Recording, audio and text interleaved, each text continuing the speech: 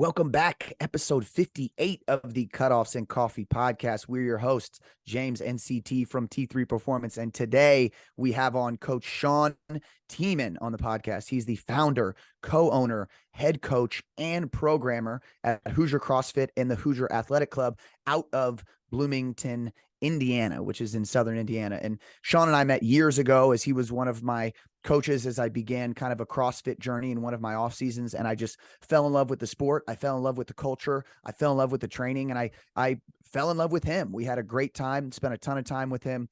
And in this episode, we pick his brain on how he's been so successful in this CrossFit world. He's worked with everybody from 8 to 83. He's coached over thousands of members in his gym. And that includes multiple 3, 4, 5 Olympic gold, bronze, and silver medalists. So it's so cool to hear his story, how he got the gym started, where he's at now, and what he thinks the future of not only him, but the future of CrossFit looks like. We know you're going to enjoy this. You can take a ton out of this, whether you are a CrossFit athlete, whether you're a specific sport athlete, or whether you just like general fitness. Shaun drops a lot of knowledge and tells us all the great benefits that you can get from CrossFit training or even CrossFit style programming. And this episode is brought to you by Underdogg Fitness. And if you know me, you know I'm all about recovery. I got my sauna and my cold tub here, but I'll tell you what, this is probably my favorite tool to recover after a tough workout. And if you're listening to this show and you're from Indiana and you work out at Hoosier Crossfit, use the code Arnold for free shipping. I'll send it to you. UnderdoggFitness.com has our foam roller. It has that little crease here for the spine, so you can run that spine, get the erectors going, these tough knots. If you're a CrossFitter, you're all about tough things, and you don't want that foam roller that's soft, right? You want to really get in there, do some work on the muscles. Not only is it one of the best rollers to use, you can also store some of your other gear, like your wrist straps, any bands that you use, any hip circles inside that. So check out UnderdoggFitness.com. Use code Arnold for free shipping. And if you know anything about me, you know that I need a sauna and a cold tub. If you like what we're doing here on the Cutoffs and Coffee podcast, you can support us by subscribing on YouTube, Apple, or Spotify, anywhere, any platform that you listen to your podcast. Share it with your friends. Talk about what you enjoy and get back to us and let us know about it. Also, if you have coaches or high performers who you want to hear on the podcast, reach out to us individually and let us know. We'll try our best to get them on. So here it is, episode 58 with Coach Shaun Tieman. Enjoy. Coach Shaun T. Took me 58 episodes, but we finally got one of my favorite coaches of all time. How are you, man? Welcome to the show. You're good. Doing great.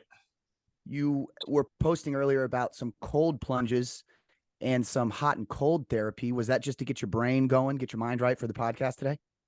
For sure. Yeah. I had to make sure I was good to go for, it's been a while since we talked. So I had to make sure I was sharp and ready to go. Make sure you were sharp. Yeah. Off air, James and I were talking about with Coach Shaun that James just got a cold plunge. Also has the sauna if you're watching the YouTube video back here. So, James has some experience. What have you seen in the last couple of weeks that you've been doing? You had a post the other day where you took out, huge chunks of ice from that cold tub. I thought, oh boy, this has got to be cold. Dude jumps in there and you'd think he was jumping into a bath. No reaction, no response. What have you learned about yourself since you've been getting into that? Yeah. Over the years, I've periodically done some ice stuff, but not consistently. So my sister's got a hot tub at her place, and I thought, well, why not just go ahead and throw in the cold therapy to kind of mix the two. So I just went the cheap route, went to Rural King and got the $100, trough. But right before the holidays, it was really cold here. Like the temperature was -12. And so the whole top layer of it froze. Top 3 inches of the ice froze completely shut. So I had to chip away at it to be able to get into it. But yeah, for me, it works kind of twofold, both the physical component of recovery. Ice baths been around in the recovery aspect athletically for many, many years to help to reduce inflammation from training, et cetera. And then for me, kind of adding on to the mental aspect of doing something that you don't want to do first thing in the morning, or, at the end of the day, the last thing that you want to do is get into ice cold water when all you want to do is eat dinner and lay in bed and get comfortable and, finish your day off. So I either start my day or finish my day in that ice bath. And it's a very mentally challenging thing to get yourself to sit in there, because the first reaction is to get out as fast as you can. That's what you want to do. So sitting in there and kind of getting in that mental mindset of, I'm going to sit in here for at least a minute. And I do cycles of it because I have the hot tub there. So I do contrast back and forth. So I do a minute in the cold, and then I'll do 2 or 3 minutes, kind of let my body get back to normal again in the hot tub for 2, 3, 4 minutes. And then I go back to the cold tub again for another 2 minutes. And then I do a full submersion on the second time where I actually get my head all the way in.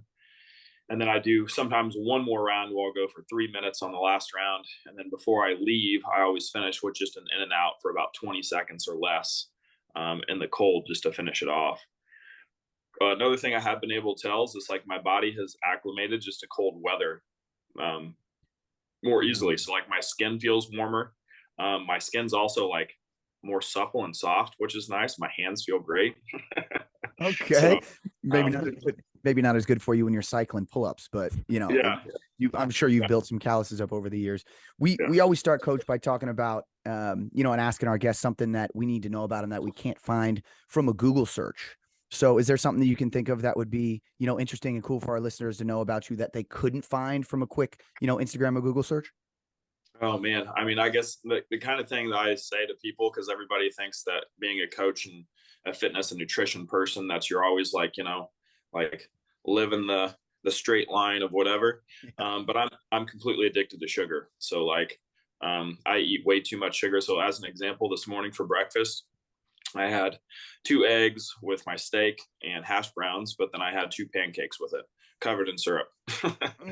So I need to get away from that a little bit more, but as long as I keep my training consistently, then I'm using that sugar as a energy source to get through my workouts. At least that's the excuse I give myself. That's funny, man. So when CT first moved in, we used to be roommates back in the day, and his thing was like 6 donuts on Sunday. And like I'm sitting here and I'm like, why is this like professional athlete eating 6 donuts on a Sunday? This guy's wild.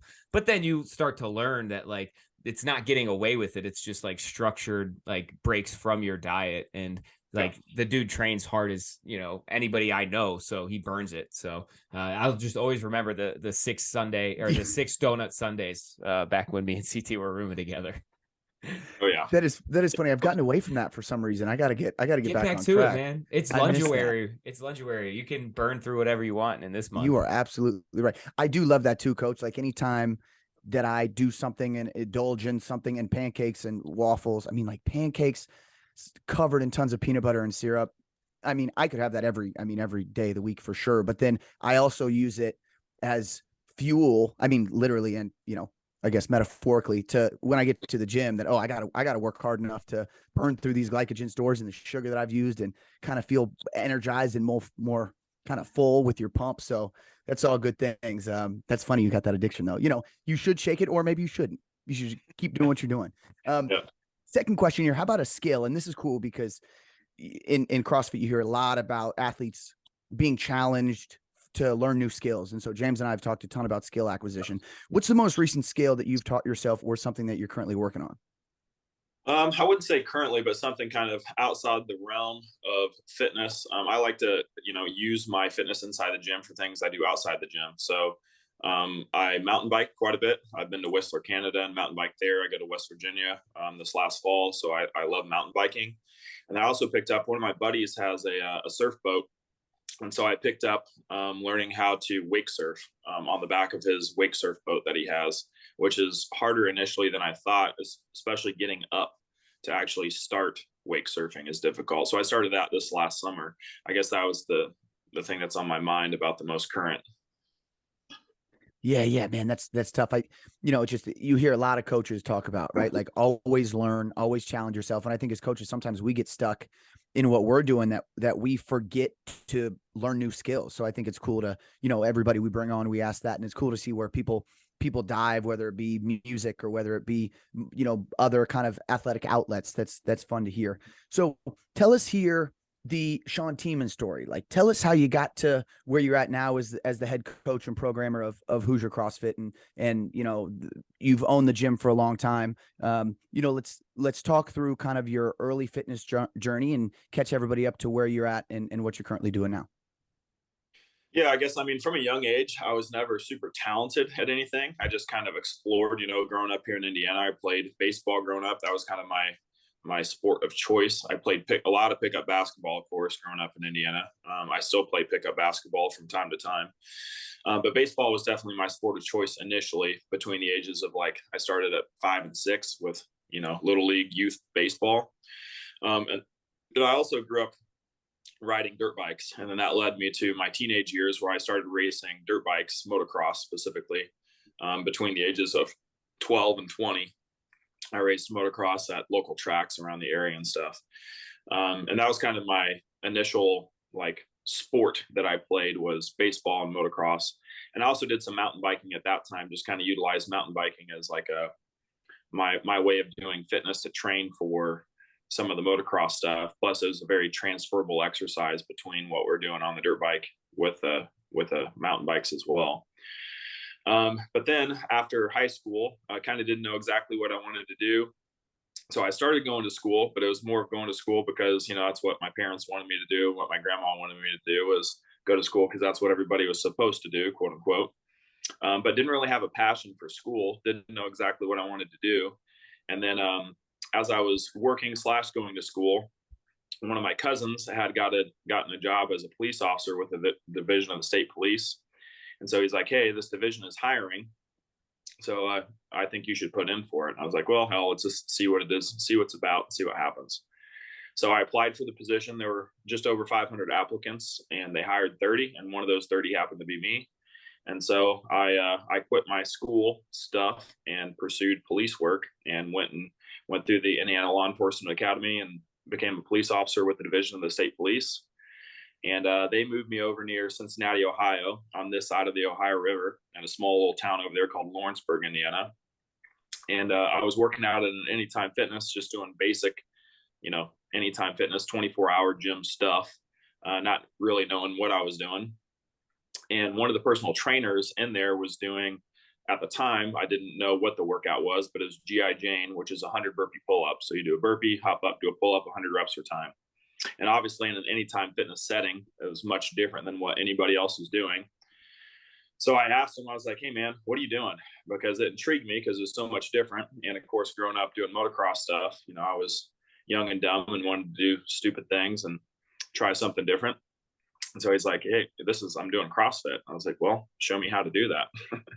So I started taking some classes from him, and I threw up my first probably 3 or 4 times that I worked out with him, because I was, not used to like pushing at that intensity, at least at that time frame in my life. And just kind of fell in love with the methodology of the training of what CrossFit was.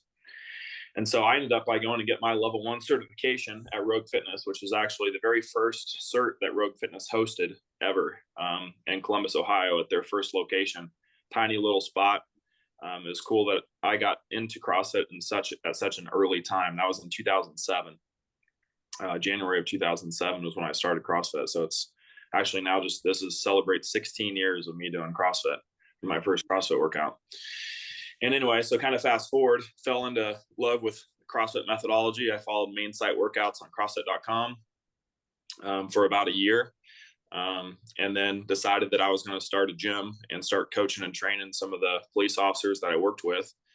And so that's what I did. I worked as a police officer and opened my first gym over there called CrossFit on the River. It's still open today. They actually just transferred owners again. They're in there. I guess it was me, and then I sold it to Justin, who was a Cincinnati firefighter. And then he sold it to Dupree. And then he's recently just sold it again. So it's now in its 4th ownership from when I started it, but it's still in operation in Cleves, Ohio. So if you guys are around the Cleves, Ohio area at all, go check out CrossFit on the River that I opened now. That was 14 years ago that I started that gym. And so I did that for about a year. And it was tough, because I was, working my police shift, which is anywhere between 10 to 12 hours a day. And my shifts as a police officer were either from 4P to 4A or 6P to 6A. And then I would leave that and go and run the gym on top of it. And so I wasn't getting very much sleep. And, my health and my own fitness was not, I wasn't practicing what I was preaching, right, to everybody. And so I knew that wasn't going to last long if I wanted to stay healthy myself. So I just started doing more research on business and seeing if I could actually run a gym full time without the need of having a secondary job. And so I ended up by selling that gym and quit my police job and moving back home here to Bloomington, Indiana, and opening Hoosier CrossFit. And in that transition, to try to get people involved and excited about the gym here in Bloomington, I would drive back twice a week, which was about a 100-mile trip one way, to do free park workouts at Bryant Park here in Bloomington, just to get people involved in what we were getting ready to open here in Bloomington. So that was the summer of 2010 that I did that, in between June and September, and then moved back and opened first facility, which was about 1,800 square feet here in Bloomington. In fall of 2010 was when I opened Hoosier CrossFit. In the last, 22 years then, right? Been CrossFitting out of Hoosier CrossFit, and you have since moved facilities, right? Since I would have been there in 2012, 13. Is that right? Yeah. So our first facility was our 418 South College, tiny little space, about 1,800 square feet. And then we moved from there to our second location, which was on Rogers Street, which is where you trained with us at that time. We moved inside of that facility, and let's see, I guess that would have been May of 2012 when we moved inside of that space, and then stayed inside of there that was about a 5,000 square foot space, just over 5,000 square feet. And we rented that space. And then I found property over here on Walker Street, which is in between 2nd and 3rd, kind of where the old Bloomington Hospital location is, or close to it. And so I ended up by purchasing property and building out a location. So now I have 2 buildings on my current property. That is, and I own the property. Well, I guess the bank does, but Sure. own the property here. And we did that project, started it in 2016 and moved in 2017. So I've been inside of this space now for 5 going on 6 years. And now we have an 8,500 square foot space for the main gym. And then my secondary space, I lease out to a chiropractor that does chiropractic care. And he also does sensory deprivation float pods and a sauna as well inside of his space. And that's about a 2,000 square foot building that I lease out to him. Nice. So. And after kind of hearing your journey from, I really enjoyed hearing the story from a different perspective than your typical go to school for exercise science, get an internship, start coaching athletes, and then find your way into the private sector. So as you're going along the process of educating yourself on how to be a practitioner, a coach of CrossFit specifically, but movement in general, what were some of the paradigm shifting moments along that process that turned you into the coach you are today? Yeah, I think the benefit of kind of going about it this way is like, hands-on training and coaching. Like I don't even know how many certifications I have. I mean, I'd have to look back at all my emails to see how many I have. It's just acquired knowledge over the last 16 years of doing this. Initially I would go to the certifications and things that I had a passion for and wanted to learn more about. And then over the years, then I went to things that if I knew I had a deficit in my coaching, then I would go and get that certification. So I've learned from literally the best coaches in the world from across all different spectrums. That's kind of the benefit that I see also, not only within CrossFit coaching, but just how I perceive fitness, is that I don't specialize in any one thing. I'm really an advocate of learning and knowing more about every facet of fitness. So from gymnastics to weightlifting to endurance sports to power sports to like you name it. And being in the community that we're in, specifically in Bloomington, it's a very transient town. So I've had the opportunity of coaching literally thousands of different people. I mean, so when we were looking through the paperwork, transferring from our old gym, which would have been 2016 into 2017, into our new gym, at that time, our paperwork that we had for all of our old members was over 3,500 members that we had in our gym between 2010 and 2017. So over a 7-year span, we had 3,500 members come through the gym. And it's because of the transientness of the town of Bloomington, which is sad in one way, because it's like, man, that's a lot of people to go through the gym and not retain those people, but it's not a purposeful unretention. It's because they come for a very purposeful reason, which is for the university, whether they're a student or maybe they're in a transition job here in Bloomington, working at the university, et cetera. And then they move on to their career field or a different type of a career somewhere else. So I've had the opportunity to coach and train, literally everybody. I mean, on my roster, I have people that have never done fitness who have lost over 100 pounds with me, all the way through Olympic athletes that I trained into Tokyo that ended up by winning 4 gold medals, 2 silvers, and a bronze in Tokyo. So it's like I have this huge spectrum of people that I've coached and trained, which is a lot of fun for me because it adds a different dynamic of coaching and training.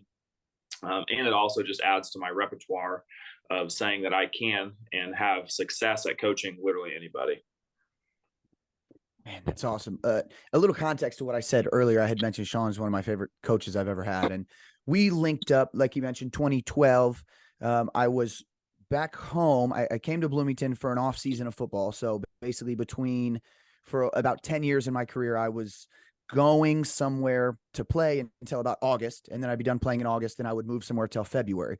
And I got in this routine of trying to find different ways to challenge myself. I would just get sick of training for football all year round. It was just boring to me. So a couple summers I did triathlons, and this specific summer I got onto, into CrossFitting. I didn't know much about it. I had a friend of mine suggest a coach who worked for Shaun at Hoosier Crossfit. So I popped in up there, and I thought it was just going to be something that I would show up a couple times a week, train a little bit, get a good sweat, and then get out and kind of do the rest of what I was doing. But immediately within like the first probably 2 sessions, I was just pulled into this electric CrossFit culture where everybody's supporting each other, everybody's cheering for each other. And what I appreciated so much about Shaun, not only was he a great coach and still is a great coach, as you could tell by his resume, but he did the thing that he was coaching with us all the time. He was on the competition team. He'd be in there. We'd be training together in some of these open gyms. He would run the workouts with us. And it was so impressive to me because up to that point in my career, I'd never seen a coach do that. And I thought that stuck out, and that was so powerful to me. And then I would start kind of dropping into other places when I would go to different cities or I would travel places on vacation, and nobody else I met was like that. And at the time there was kind of that feeling of, CrossFit is cool, but it's just a thing for people to open up a gym and make money because people wanted to CrossFit, right? And I would go to gyms and there'd be a workout on the board and somebody would say, okay, start. No warm up, no nothing, no description. You would just do it. And then you would leave. And sometimes it would be 15 minutes. Sometimes it would be 3 minutes. Sometimes it would be an hour, but it was never like that, coach, at Hoosier CrossFit. And I thought that was so cool. And not only, again, did I respect you immensely as a coach for being an amazing coach, but an amazing person, but the culture you built. So those are a couple of things that I want to dive into along with the programming. So how important is it for you as an individual, the person, like you said, practicing what you preach? How important is it for you as a coach to always be doing the things that you are coaching your athletes through and coaching your members through? Yeah, for sure. I mean, it's one of those like do as I say, not as I do type things, right? And obviously I understand depending on what I'm coaching and training, I can't do the exact same thing depending on the specific thing that I'm coaching the person on. But I've always had a passion of learning more myself individually. So I'm always open to doing everything, right? So like even when we first moved back to town, I remember I would go to the local weightlifting gym that they had here and I'd be like, hey, I just want to know more about weightlifting, learn more about the snatch and the clean and jerk. I went and lifted with those guys. And I went to the powerlifting gym. I was like, hey, I want to know more about this. I want to know more about how to squat, bench, and deadlift. And then I went to their running club and I ran with the runners, etc. And I would bring all that back and be like, hey, like this is all what we're doing at CrossFit. Now, how about you guys come and do that with us? They're like, no, I'm going to stick with only weightlifting or only powerlifting or only running. And to me, I just didn't see any fun in that because it was doing, monotonous over time, especially just doing that same thing all the time. So I always wanted to see what my body was capable of and challenge myself, not only physically, but also mentally to learn and train new things, and especially things that I wasn't good at, whether it was swimming or rock climbing or anything. Like I just wanted to challenge myself to learn something new. And by learning it and going through that process of being like, hey, I've never done this thing before, but I'm willing to put myself out there, even if I suck at it, and try it, then I can represent that to people that are coming in the gym who have never done CrossFit before. Be like, hey, I've been in your shoes before. I know exactly what it feels like to be like, what do I do with my hands? So like now I can take that and utilize that aspect of not knowing how to do something and transferring it into starting steps of like, all right, so here's the alphabet, here's A, B, C, and here's how to count 1, 2, 3. Now here's how to add and subtract. Here's how to multiply and divide, etc. So that, yeah, it's just kind of over the years, then taking all those concepts and then applying it to, regardless of where you're at in your own fitness career, whether you've never done fitness before, or whether you're an elite athlete, and I can still utilize those ideas of learning something new and how to transfer them into how to teach them correctly and progress them safely over time. So that way CrossFit kind of doesn't get that bad rap anymore, right? It's like, okay, now I know that I'm going to come to somebody that has the expertise and the knowledge on how to progress appropriately with the right volume, the right stimulus, etc., little by little over time, knowing that my goal within fitness and what I'm trying to achieve here is happening over a long duration versus being like, I'm not about lying to people. And these, some of these ads or fitness programs are like, in 6 weeks, we're going to have you in the best shape in your life. It's like, no, I'm not about that. I'm about progressing over years, because we want to create this a habit pattern of a lifestyle versus it just being a 6 or an 8 or 12-week program. I think it's funny what you brought up about, going and exposing yourself to weightlifting in a weightlifting gym. Same with powerlifting, and then not having that reciprocal benefit for those coaches who might benefit a ton from changing their own environment. And I was introduced to weightlifting through CrossFit. And I think that if I was not introduced to weightlifting through CrossFit, I wouldn't have the sense of what it makes up a great weightlifter.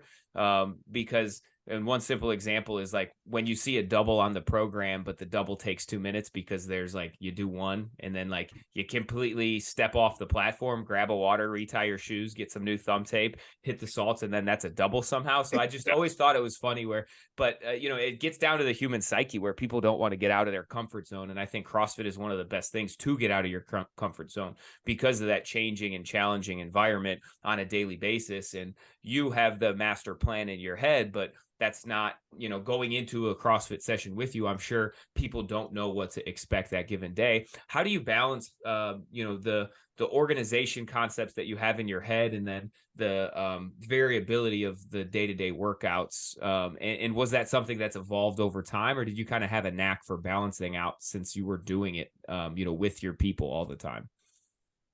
Yeah, it's definitely been balanced over time. I mean, kind of like anything else, trial by error, right? You might have an idea for something and try to introduce it and, kind of roll it out to your membership, et cetera, and try to figure out, in one way, your members kind of are your guinea pigs in one way, as long as you're doing it appropriately and not just being like, well, let's just go see what happens and screw these people over, because then that's when injuries do occur.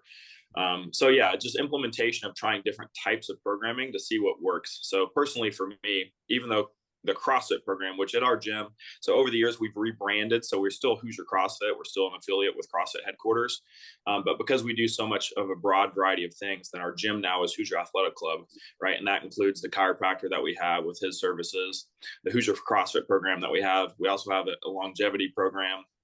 That's for 50-plus-year-olds. Our oldest member in that class is 83. Awesome. I do individualized programming for youth. So I do a lot of personal training for youth athletes that are, 8 to 12 years old. I also do personal training for anybody just looking to get better at X, name the thing. And then I work with my professional athletes as well, where I have a roster of, I've trained, of course, my Olympic swimmers that won 4 gold medals, 2 silvers, and a bronze at the Tokyo Olympics. I trained a Supercross team that races in the Monster Energy Supercross Series. Pit crew team that races for Ed Carpenter race team out of Indianapolis. So I've had the availability to coach all those different types of people, but I still definitely very much use the CrossFit methodology for, kind of the CrossFit methodology. If you don't know who's listening to this, is constantly varied functional movements performed at high intensity, where the idea is that we're not trying to necessarily specialize in any one specific thing. We're trying to get you as well-rounded athletically as possible, knowing that as long as we're programming the right stimulus for anybody, that you're going to get better from doing the program of constantly varied movements, as long as the movements aren't constantly random. And that's kind of the misconception of people from the outside looking in, is they're just doing random shit from day to day without any rhyme or reason to it. So what I've developed over the years is this level training method where we have levels 6, 5, 4, 3, 2, and 1 inside of our CrossFit classes. And then every 12 weeks, we have very specific tests that we take everybody through to see where they're at for their back squat strength, their pressing strength, their deadlift strength, their clean strength, as well as gymnastics, body weight exercises such as pull-ups, push-ups, core exercises. And then we also test cardio exercises with jump rope, biking, running, and rowing. And then we take all these tests over a 2-week duration every 12 weeks. And then that's going to put you into a level based on where you test into. So that way, once you enter CrossFit group classes, it's not just a random be like, hey, what weight should I use today? Be like, I don't know, what you used last time? So it's very methodical in that approach to where, okay, based on your tests, this workout today, you should be using this weight because the stimulus of the day should be this stimulus, whether that's in running or weightlifting or whatever it is that day's specific thing is. So that's super beneficial for us for training really anybody, right? Whether you're brand new to the program, have never lifted a barbell before. So maybe your weight for the day for that exercise is just an empty barbell, whether it be a 15-pound bar, 35-pound bar, or a 45-pound bar. Or maybe you're training for a CrossFit competition and you're a higher level athlete and you're using 135-pound bar or 185-pound bar or 205-pound bar. So everybody can still work out in the same group, but the stimulus is still going to be the same from athlete to athlete based on those 2 weeks of testing that we do every 12 weeks. So that's been super beneficial for us to kind of, even though we have this huge pool of people, also because of the huge dynamic of different people we have within the community of Bloomington, but then we can put all those people in the same group together and they're still kind of like Colin was talking about. You have this, electric feeling that you have of working out inside of a group, but Joe Schmo next to you is using an empty barbell and somebody that, Sally next to you is using a 185-pound barbell. And so they're still using the same stimulus based on what they tested into, but everybody's helping to push each other through that workout. I was always so fascinated by your programming because, like you said, variety, but not random. Right. And I think that's super important. And, anybody who's popped on ESPN and seen the CrossFit Games and watched these monsters, have success at all these different movements, you think, how do you train in a sport that has so much variety? Right. And that was always my question. And when Heather, who was the friend I was talking about earlier, when she would kind of show me the programming for the week, I would think, how is Shaun possibly coming up with this stuff? Because we have no idea what the next competition is going to bring, what exercises, what movements are going to hold.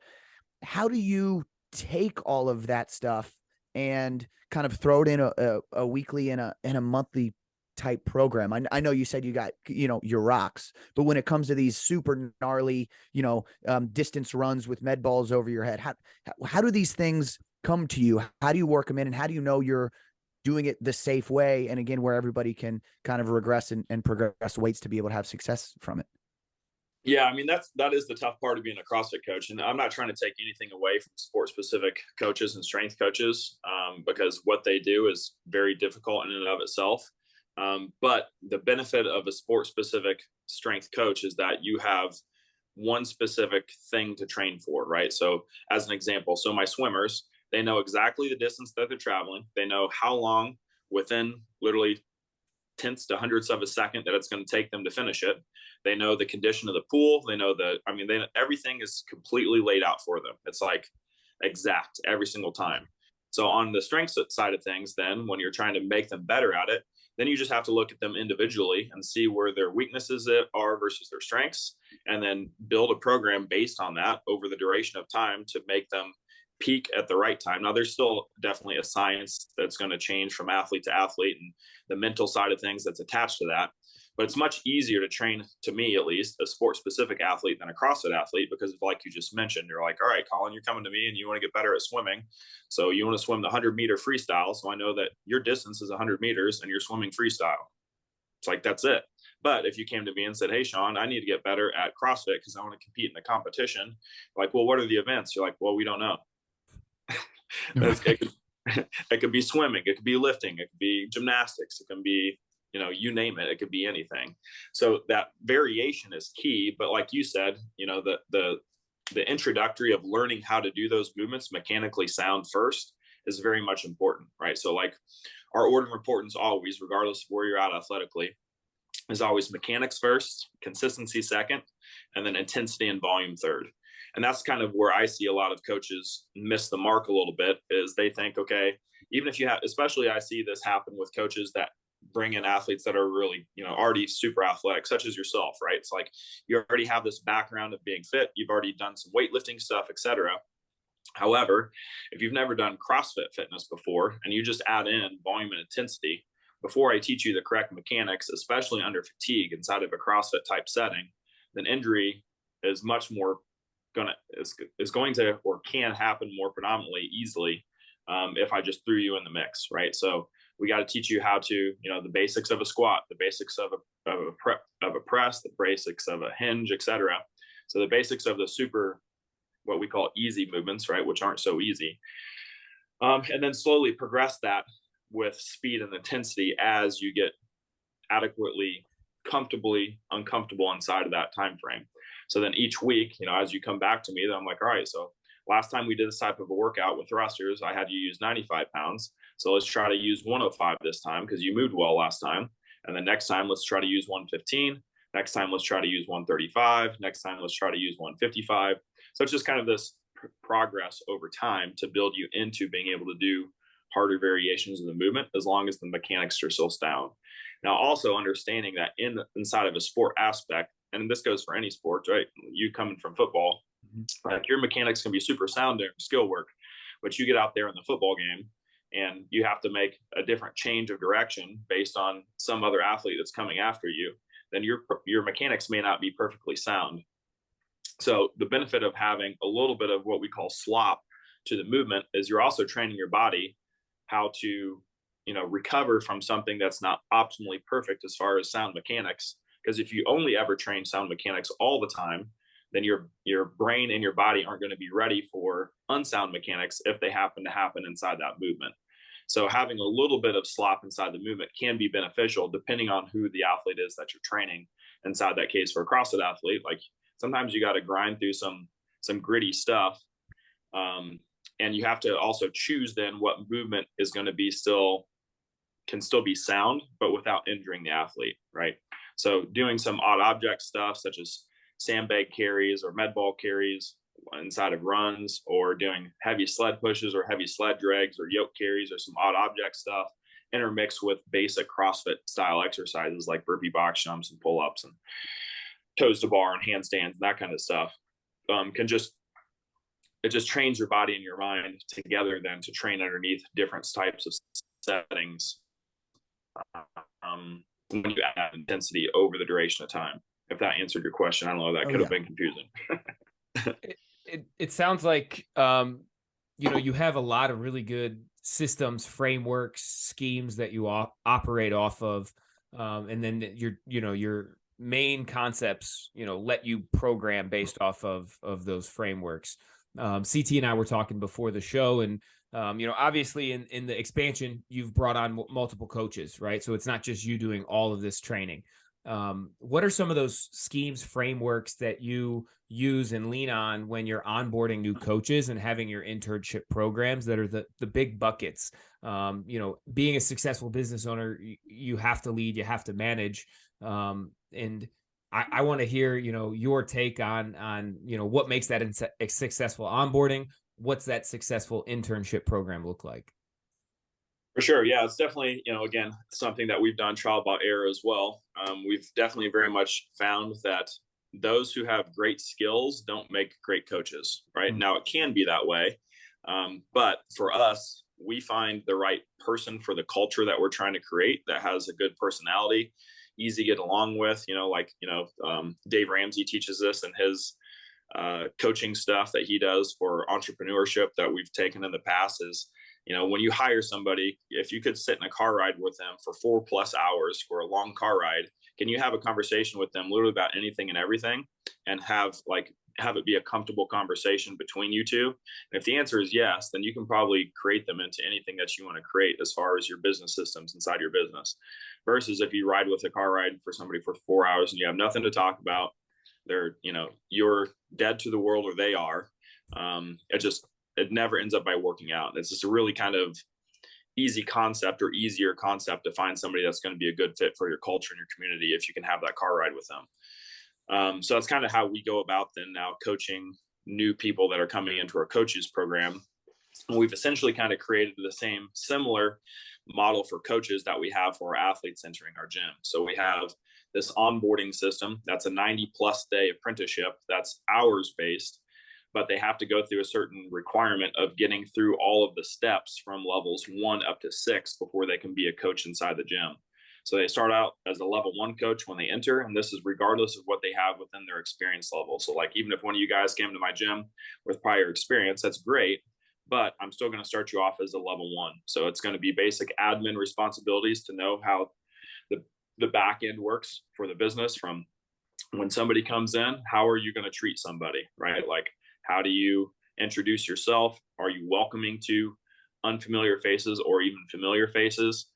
How do you answer a phone? How do you answer emails? All that kind of stuff, taking you through kind of the background of how the business is run, as well as cleaning the gym. Some basic stuff that a lot of people kind of maybe just don't think about when running a small operation such as a gym is, myself as a business owner, like, I'm still cleaning toilets, I'm still taking out the trash, I'm still fixing equipment, etc. Like, you have to be kind of a catch-all for everything inside the gym. And if you don't have those experiences, then we need to build those experiences through this apprenticeship program. So then from a level 1, then we move on to level 2, which is going to be just shadowing us and watching us coach classes while they take notes. And we have a very systematic way of how we flow for an hourly class. So they take notes based on what we do to start the class, what we're going through for a warm-up, the types of cues that we're using during skill work, all the way through how we're scaling and modifying inside the workout, and then what we're doing post-workout, cool down, kind of our finishing everything up. Then level 3, they move into actually coaching warm-ups. So now they're going to introduce themselves as, a coach that's coming in to teach the warm-up to the class, and then the head coach takes over from there. And then level 4, then they're going to coach warm-ups and teach the skill or the first part of the day's workout. And then level 5, they're going to actually coach the entire class with us observing them and us taking notes on everything that they've been taking notes on as they watch us. And then a level 6 then is them going through that whole process from level 1 all the way through level 5, and then us observing them and essentially judging them on what they've learned up to that point. And then we send them to their CrossFit level 1 after that point, after they've completed all these steps, to then get their certification to be a coach, so they can be a standalone coach without us watching all those steps and us being a fly on the wall. Then they're sent out on their own. Now, I still do about once a quarter or sometimes more, I still do coaches evaluations where I'll take that same sheet that they had to learn through all that process, and I give them an assessment based on making sure that they're still meeting all of that criteria that we went through during the coaches phases. What are some of the things that you've seen, either the most, the most successful coaches or the best coaches that you've hired, that you've taken through this process? What are some of the things that they all seem to have in common? Yeah, I think the biggest thing is that ability to connect with individuals, right? Like, the coaching aspect is important, but like, I can coach a coach how to coach anything, right? Like, I can teach you how to teach the squat, but if you're not a good person in general, if you don't have good work ethic, et cetera, and you're not a good people person where you can communicate easily and have conversations with random strangers that come inside the gym, then it just doesn't work well inside the setting that we're trying to create for our culture, right? Like, you have to be a good people person.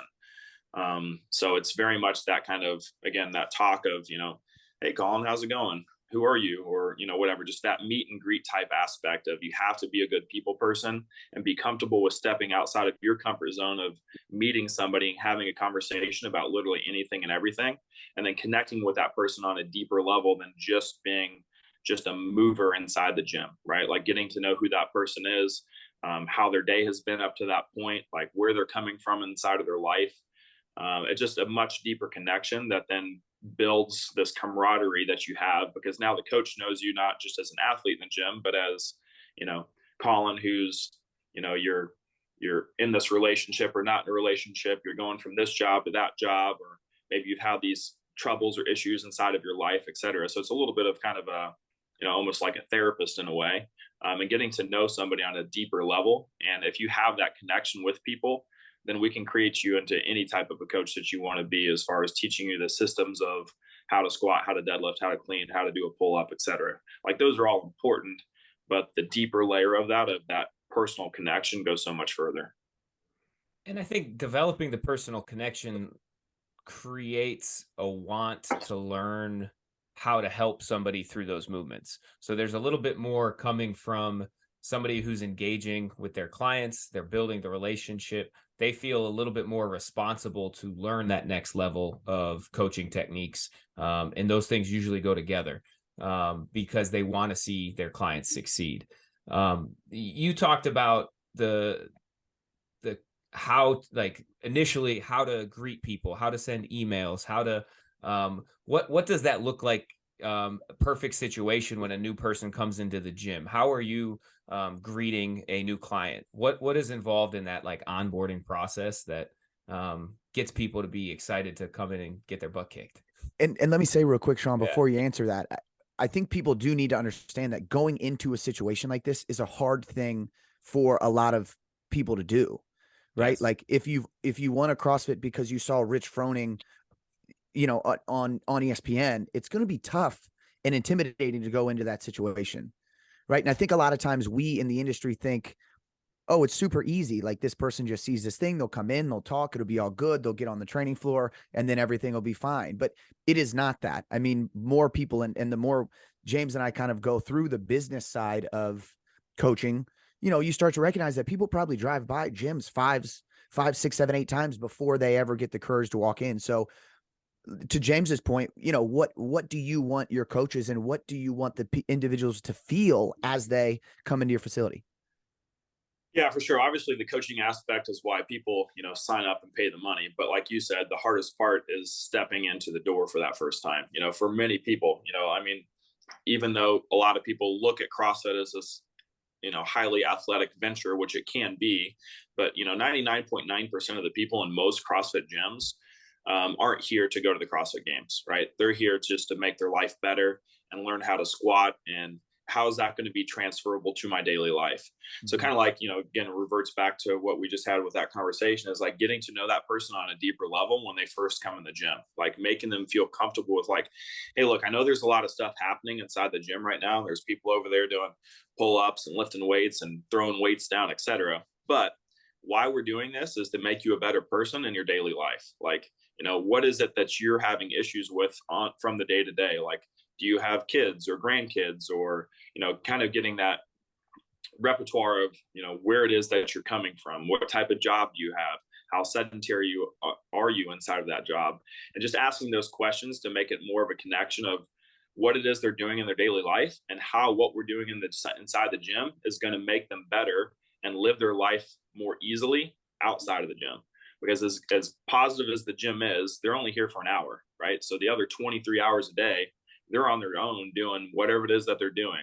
So then now you have to, quote unquote, sell to them that what we're doing inside the gym will be not only completely transferable to what they're doing outside the gym, but it's going to work twofold, right? Like it's going to make their life better outside the gym, not only physically, but also mentally, psychologically.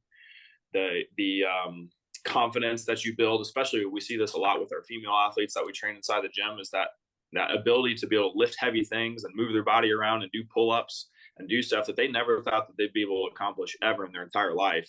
And you prove to them that they can do those things and show them and give them examples of the people that you're working with inside the gym. Then they're like, wow, this is amazing. Like, this is actually changing my life for the better and making me a better mom and parent and whatever, spouse, etc. And that transferability of what we're teaching you physically and mentally and psychologically goes right into their daily life. And they're like, then that's when the buy-in really happens. I know it was happening a ton when I was there. And so I'm sure this hasn't changed at all, but I mean, it really was one of those things where after one workout, people were asking me to go meet them for a drink or to tailgate with them and, come in on a Saturday and hit an open gym workout with them. And it became this thing where I was spending a little bit of time at the gym, but I was spending a lot of time with those same people outside of the gym. And I think that's so cool. And that's something that we try to do a lot of T3 Performance, is have certain events where people can spend some time together outside of that kind of competitive, energy of the gym. Is that something that when you were starting your businesses and you were starting these facilities, you were doing on purpose? to kind of build that culture? Because I think a lot of CrossFit gyms have really figured out that culture aspect, and it's so cool. And I think everybody benefits from being in a situation like that. So was that organic, or was that something that was done intentionally? Yeah, kind of a combination of both, right? Like you think about, for us as coaches and gym owners, like, what do we like to do outside the gym? That's going to be a good time and still be a transferable thing to building culture and community, is what it is that we're doing outside the gym that we like to have fun with, right? So like, going out to eat and supporting also other local businesses, and having whatever lake days, etc. We've rented boats in the past and had lake days. Like we just try to do things that we think would be a good time. Even we had an intramural softball team for a while as well. Just utilizing what we're doing inside the gym on an athletic venture to show them that they can still do fun things outside the gym, not only in a social atmosphere, but also sometimes athletically. That doesn't have to do with CrossFit specific movements, like I said, such as the softball team. And we've done some mountain bike rides where we've taken people mountain biking and taught them how to ride on some basic trails over in Brown County, et cetera. So yeah, just kind of thinking about the things that we would like to do and already enjoy to do ourselves outside of the gym culture, and then just bring them along for that same ride. CT, I think we should get a softball team this summer. Bro, I don't disagree with that. I think that is a great point. We definitely should. Here's a side note attached to that softball team thing. Make sure that you have people warm up before you go play softball. We had more injuries from people inside the gym playing softball than we ever had actually working out inside the gym ever. And that's because they would just go play softball, 3, 2, 1, go. And then they go and hurt themselves playing softball. So make sure you warm them up. Well, James, you were playing some, and I jumped in with you a little bit. Some, like some it was like my high school. Baseball. Yeah. My high school baseball team basically like stayed together and in touch. And we were in a rec softball league, if you want to call it an adult softball league. And it was a blast. And same situation, like some of your buddies kept getting hurt. I'm like, how are these dudes getting hurt by doing this? But then you realize you just kind of jog out there, you have a couple of drinks, you jog out there, you're playing the outfield, then you get up to hit and you swing as hard as you possibly can and then sprint to first. It's like, no reason you're blowing hamstrings out and all that kind of stuff. Opening a Coors Light does not count as a warm-up. As a warm-up. It might be tough, but it's not a warm-up. Right. I do, Shaun, want to get back a little bit to the programming stuff, because again, I think it's so cool. I think it's so interesting. And James and I are a lot of times in team settings, right? Working with baseball teams, or me currently right now, I'm in a college setting. So I'm working with 14 or so different teams of different, skill levels and different athletes. And I definitely think there is a ton of things that we can take from CrossFit and use in team training for athletic and sports teams. And I think, you would have a lot of really good thoughts on this. So where do you think kind of these, the principles of CrossFit fit when it comes to a team training setting? Yeah, so a couple of different things, right? How we onboard everybody is through our on-ramp program as they enter the gym. So, I did the same thing. When I trained my professional swimmers, I took them through our on-ramp program and took them through how to squat, took them through all the basics of what I'm going to be doing with them in my regular training, and taught them how to do that and progress the weight and the load and the intensity over the duration of a 4-week period. So 1 month of teaching them how to do everything. And some of these people were former Olympians and had gold medals already from the Olympics. So you can, at the same time, you can't think like, well, just because this person's athletic, that means they know how to do everything. And as you already know, a sport specific athlete sometimes is very, very good at their one thing, but you tell them to do or show them how to do anything else, and they're like, I've never done this in my entire life. Right. And they're very bad at it. So teaching them how to progress appropriately, not only in mechanics, but also load and intensity, then is going to lead you to success and have a lower chance of injury rates occurring as you progress them throughout that program. And it also helps build camaraderie within that group, especially if they are playing inside of a team atmosphere, right? So if it's a football team or a baseball team or whatever, they're already part of a team anyway. So then now let's also help to build what it's like to do a CrossFit workout where everybody's suffering together, but you're still helping to hold each other accountable to doing the right reps, doing the right movement patterns, doing the right range of motion, etc. And then if somebody beats somebody, that's awesome. We want to create that same competition style environment. But when you're done, you're also rooting on the person that you just beat, right? To continue to try harder and push and finish the workout. And I also find that, especially depending on the sport, some sport specific athletes just haven't really pushed those boundaries of what's really uncomfortable, right? And so you can put them into a setting, as long as it's safe, that you're going to push them through workouts that are very, very, very uncomfortable, where they want to quit, right? And teaching that kind of grit, of making sure to be like, hey, look, I know that you're suffering right now and you don't want to do this, but you're going to finish this workout. And it just helps to build that mental mindset of like, hey, like I almost quit on this workout, but my coach and my team were there to help to support me, and I was able to finish it. And if you repeat that effort over and over and over again over the duration of time, then when they get to their sport, then you get to your sport and you're like, this is actually really easy in comparison to what I've been doing inside of my training. And ultimately, that's kind of the goal for especially sport athletes, is like, let's make your training substantially harder than anything that you're ever going to have inside of your actual sport that you're playing. Then when you're playing your sport, then it's like, it's fun and easy because of how prepared you have become from doing that thing inside of training. I think the first thing that you said really is something that gets brushed over a lot for a movement. And we can use a hang power clean, for example.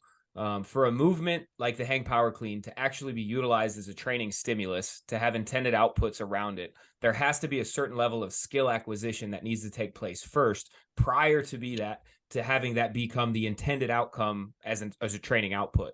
So we could do hang power cleans for a while, even a couple months, and still not have a highest level of skill acquisition to be able to have it be intended as a training output. And the way that you explained your level system, I think, addresses that to its core. And it's really cool to hear that explanation of it. And then it's very Tommy John-esque when you're talking about the sport should be a sport and it should feel like play, because our training is way harder than that. And it's so cool to like then hear it play out with Olympic athletes at the highest level of competition. Yeah, because winning is fun, right? Like everybody, that's why most people play a sport, is like, because the thing is fun and it's fun to win. Right. How about some of these, again, kind of, and I might be using the wrong word when I say principles, but when we're talking about the strength exercises, right? The backward lunges, the front squats, the clean and jerk, things like this. I know James and I take a lot of kind of like rep schemes from CrossFit, and I saw the other day you were doing front squat plus back squat. Something we've done a ton. We love doing basically like descending rep, strength work. So we'll do like 10-1 on squats. We'll do 5-1 on squats, work into a heavy single. And all of these things I didn't know were allowed, maybe air quotes, in strength training until I started CrossFitting. And then we would do 5, 4, 3, 2, 1, right? And we would do things like that. How do you like using different kind of CrossFit style set and rep schemes for your basically like power and strength exercises? Yeah. So, the benefit there too, especially depending on who it is that you're training. So I utilize this, again, I'll just kind of use my swimmers as an example. So it depends on where some of their weak points are, and also the time frame at which they're working in. So as an example, like Cody, one of my swimmers the other day, so he swam in the 2016 Rio Olympics and was on the relay with Michael Phelps' last relay. He was the breaststroker on the relay, where they went on to win a gold medal on the relay team. And that's where Michael Phelps won his last gold medal, was with Cody on the team. And then Cody went on to win an individual bronze in the 100-meter breaststroke by himself. So his 100-meter breast specifically for himself is right around that minute time frame, right? Like 55 seconds is the fastest, all the way up to a minute would be slow for those guys. But so I'm thinking in my head, okay, let's see what we can develop power output wise inside of approximately that same time frame to make them uncomfortable inside that, within still using it now as a strength application. So we might do EMOM of power cleans with a certain amount of rest in between each, or just do power cleans superset with jump lunges to finish off the minute. So we're still working a power application within the strength movement of a power clean superset with jump lunges, but then we'll do it every minute on the minute for 5 or 10 minutes long. And then we develop that capacity over time to increase the load and increase the intensity by jumping higher or having a goal of trying to be more powerful within whatever it is that we're working on. And then that is going to also be transferable now to his sport, because now when he goes to swim for a minute, now he knows what it's like to also suffer for that time frame, but outside the water. So yeah, we kind of just play around with different, again, trial by error, right? Like, let's try some stuff and see if it works, and do this cycle of training for 8 or 12 weeks and see if it's directly transferable to the sport then, and see if his times are getting faster and if he feels more comfortable inside of his sport by doing what we're doing inside of our CrossFit training.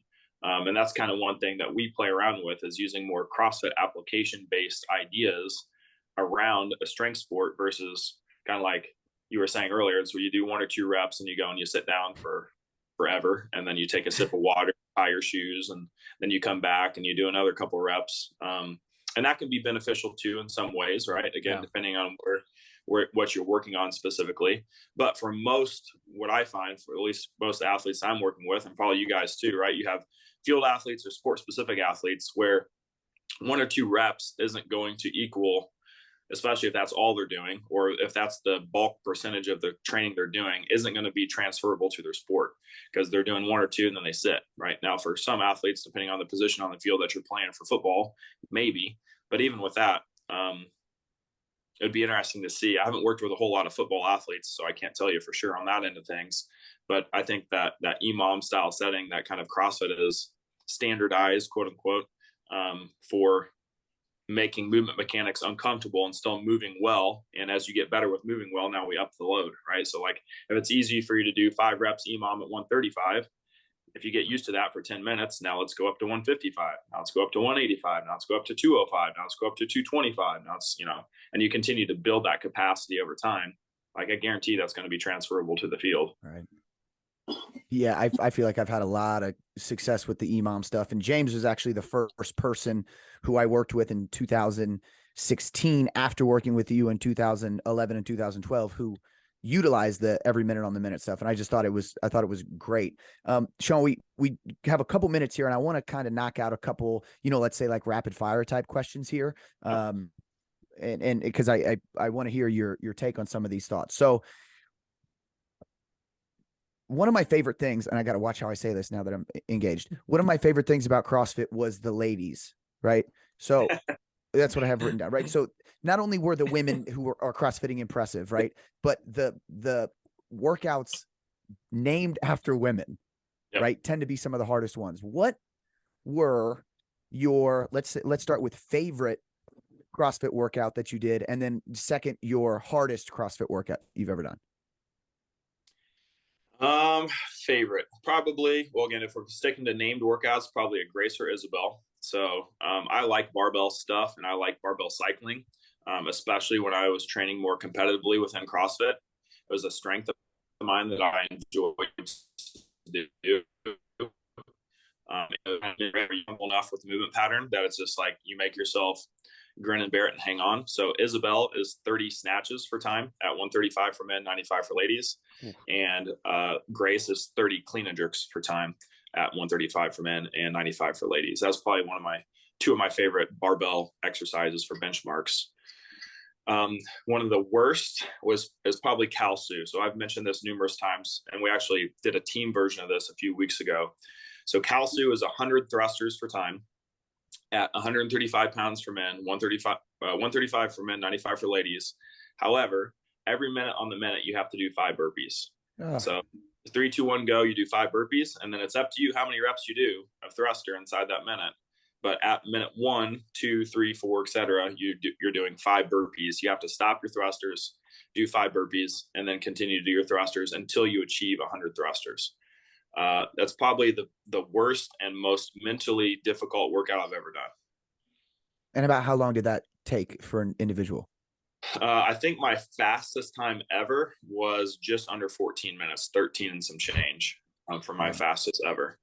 So if you're good at math, 14 times 5, that's a pretty decent amount of burpees. Yeah. So it's just that's the accumulation of fatigue that's happening mixed with the thruster. And when you combine, everybody's favorite 2 movements in CrossFit, thrusters and burpees, of course. So you put those together and make the thruster heavy. It's very difficult. Man. Yeah. I'm going to do some thrusters before we release this podcast. That'll be the workout I'll do. Nasty. How about? It's funny. That's not where I thought that question was going. Yeah. When I asked about the ladies. Yeah.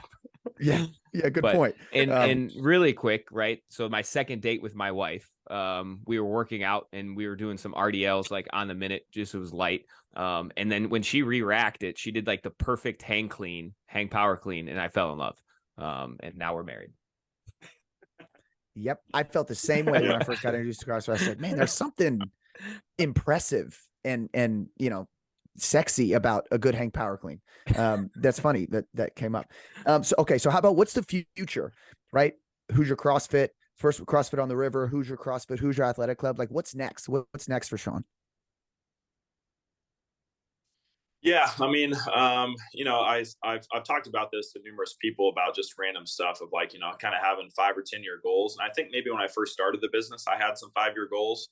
But now that I look back and I'm thinking about what I've accomplished up to this point, is realizing that like it's definitely important to have goals, but to realize like there is no ceiling on what you can accomplish and what you can do. Like if I would have told myself 16 years ago when I started CrossFit that I would be training Olympic champions, like I would have been like, there's no way. Like that's dumb. I don't even know how to, like I just am learning how to do a thruster myself. Like why would I learn how would I be coaching an Olympic champion? Right. But now here I am coaching everybody right across the board. So there's really no like endpoint on what you can accomplish. So I couldn't actually tell you a legitimate, like I would say my goals. One would be, I want to get on CrossFit seminar staff and work for CrossFit headquarters to teach the level 1 seminars. That's one of my goals for kind of through this season of 2023, going into 2024 next year. Personally for myself as well, athletically, I just got back from Wadapalooza, which is kind of the season kickoff for CrossFit competitions down in Miami. And I worked at that event. I also worked part-time for RX Smart Gear, the jump rope company. So I was working for Dave, who owns that company, and his wife, Susan. But being there kind of lit a fire in my butt to start to train to compete again. And so I'll be 39 this summer, which puts me at the top end of this 35 to 39 age category. And so I actually just hired a coach because all coaches need coaches to help to train me, to hold me accountable to doing what I need to do and doing what I don't want to do over the next year to qualify for Wadapalooza as a master's athlete for the 2024 January Wadapalooza event. So that's one of my personal fitness goals for myself is to compete again as a master's athlete. And then I would like to just expand my coaching repertoire across other sections of the world, right? Like I've talked about, I've trained swimmers and I've trained, supercross racers and pit car racers, etc. So I just kind of want to see where else that's going to take me and get more contact points on people who are interested in doing what we're doing and the type of programming that I'm able to give to people and show them that I can be very successful with what it is. Obviously I have the results to prove that it is successful, and try out different areas, right? Like who knows, maybe football, maybe baseball.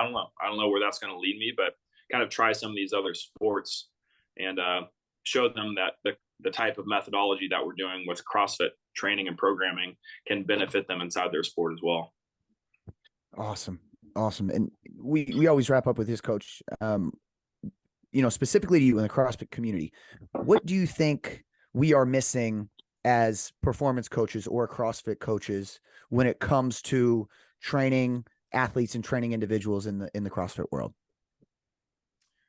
Yeah, I would say just in general, like, again, I think coaches, even for myself, you sometimes get comfortable being comfortable and you get kind of in this routine because a lot of what we're doing does work, right? Like, I mean, even for myself, but putting yourself out there and trying new things is very important to not only to expanding your own knowledge base, but also you never know where you're going to be able to pick up on things from other areas of different coaches. And so going to seminars, certifications that you think you may never even be able to utilize, whether it's a yoga thing or who knows, like if something's out there and you see it available to learn more about something else, I guarantee you're going to be able to pick up on something that you're going to be able to utilize for the people that you're training.